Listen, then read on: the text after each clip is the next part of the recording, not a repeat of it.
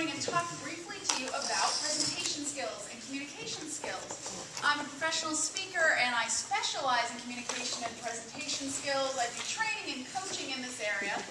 And I thought with Chuck that it would be helpful to talk a little bit about how we can be more effective when we present both in a networking situation, which you get great practice at every Tuesday morning, and also when you have to give more formal presentations, maybe in front of a client, maybe in front of a group of potential customers, maybe in front of a large audience at an association meeting or some kind of professional meeting.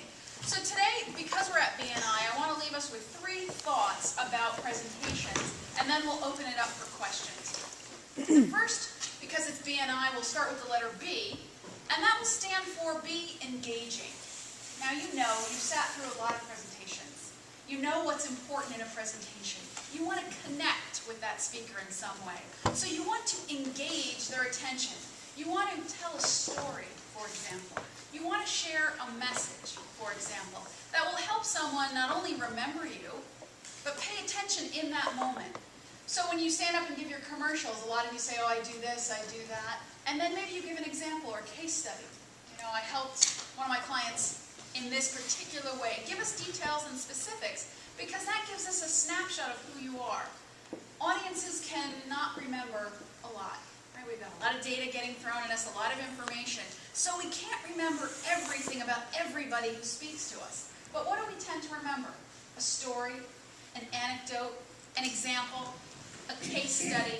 It's a way you can engage the audience. So when you're being engaging, you're leaving them with a little bit of a message. Think of it as a bumper sticker, or a t-shirt, or a billboard. It's the one thing you want them to remember. Is it that you are efficient? Is it that you're nice to work with?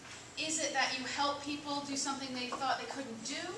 Is it you help people achieve their dreams? What is it that you do for people that's in a language that people can remember and understand? So our B stands for be engaging. The N of BNI stands for nonverbals. That nonverbals matter. We know that our communication has 2 parts. It's our words, it's what we say, we just talked about our message. And it's also the nonverbal piece of how we say it. What are some components of nonverbal communications? Facial expression. Eye contact, facial expression, what else? Tone of voice. Tone of voice, absolutely. What else? Body language. Body language, yeah, what else? Attire, yeah. What you're wearing, does it match the environment? So all the things you mentioned, your eye contact, the facial expression, your voice, your gestures, the way you stand, your posture, how you're dressed, all of that forms a picture, a nonverbal picture. So you have the words, and you have the nonverbals. So if you were to introduce yourself, and we all know this because we practice right here at BNI, if you were to introduce yourself and say, hi, I'm Gilda, and I'm a presentation skills coach. I'm really happy about my job, right? Extreme example. My words are correct, right? The script is correct. But what's the message that I'm sending you, non-verbally? Yeah, the opposite. Low energy, I'm bored, maybe I'm scared, no confidence. But my script is correct. So I practice the words, but now I need to practice the nonverbal. So it's important to have both pieces. Because if the audience hears a message, and then they look at your nonverbals and there's a mismatch or a disconnect, the brain tends to believe the nonverbals. So it's important to not only have a good elevator speech and a good message, but to actually practice that in the mirror, in front of a live audience, on video, and make sure your nonverbals match. So the obvious things, of course, are smile. Okay, we know that, smile. But what does it mean to really smile? I might start off smiling, but am I really smiling with my eyes? Or is it just kind of that little grimace on my face? I don't really want to be here, right?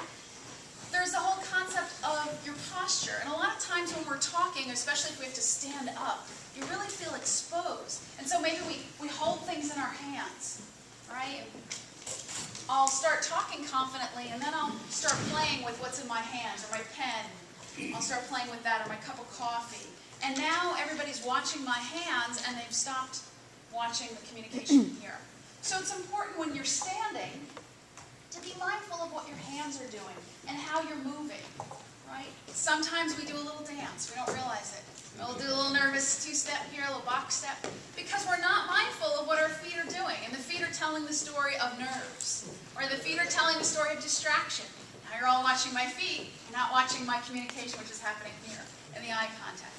So we know these things. People say, oh yeah, sure, I know that. But how often do we practice it? How often do we remember these things and do them consistently? We know what it takes to do a good presentation. How often do we practice it so we hit that every single time we get the chance to present? So your nonverbals are important, and especially if you feel nervous, which is normal. Many people feel nervous when they have to present, particularly if they're presenting to a large group and they're not used to that. Your nonverbals can help conceal your nerves. You don't need to advertise that to the audience. So if you work on your nonverbals, it can show you as confident.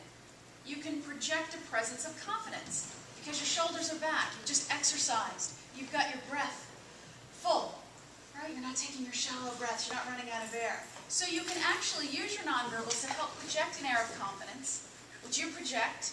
You smile, you project confidence. The audience responds. You feel confident. And so this becomes a self-fulfilling prophecy in a good way.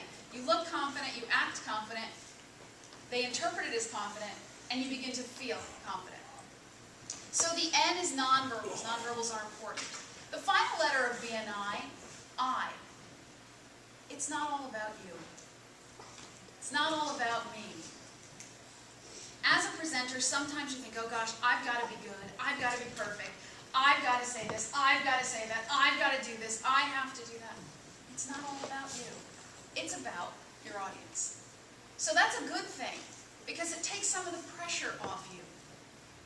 It's not all about you, it's really about what the audience needs. So in a moment I'm going to ask some questions, or listen to your questions and respond. So it's really about, what does the audience need? What are they looking for from you? How can you meet their needs as opposed to them meeting your needs? So it's not all about you. Don't worry that the entire audience is focused on you and counting every mistake you make, and they're going to be talking about that all day. Because that's not the reality. It's more about how can you be there for the audience, be present, really listen to the audience. Listen to their questions, listen, quote unquote, to their nonverbals. Try to gauge the energy in the room. How can you be responsive and engaging and provide them with what they need and make it all about them as opposed to you? The more you can get out of your own head and your own anxiety and focus on the audience, the more comfortable you'll be and the more effective you'll be. So we have B and I. What does the B stand for? Engaging. Be engaging. What does the N stand for? Nonverbals. And what does the I stand for? It's not about you. Excellent. This is a good group.